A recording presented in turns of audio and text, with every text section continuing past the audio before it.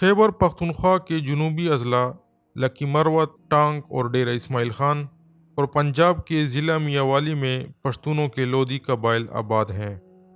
इन अजला के अलावा जनूबी वज़ीरिस्तान के इलाके वाणा में भी लोदियों का दोतानी कबीला आबाद है। इन लोदी कबाइल ने 15वीं और 16वीं सदी में शुमाली हिंदुस्तान पर हुकूमत की। 1451 ईस्वी से लेकर 1526 ईस्वी तक जिस लोदी घराने ने हिंदुस्तान पर हुकूमत की, उनका ताल्लुक शाहूखेल कबीले से था, जो कि पड़ांगी कबीले की एक शाख थी। पश्तो में पड़ांग शेर या चीते को कहते हैं।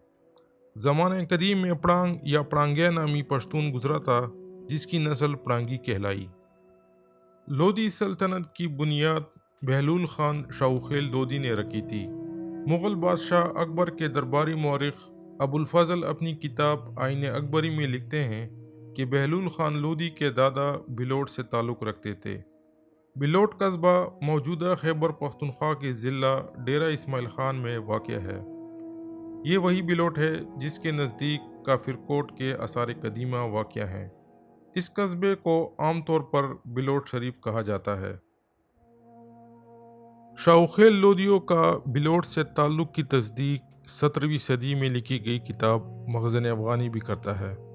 पड़ांगी पश्तूनों की अक्सरियत ने 15वीं सदी में हिंदुस्तान की तरफ हिजरत की, लेकिन आज भी बिलोट में बलच कबीला आबाद है, जो कि पड़ांगियों की एक शाख है।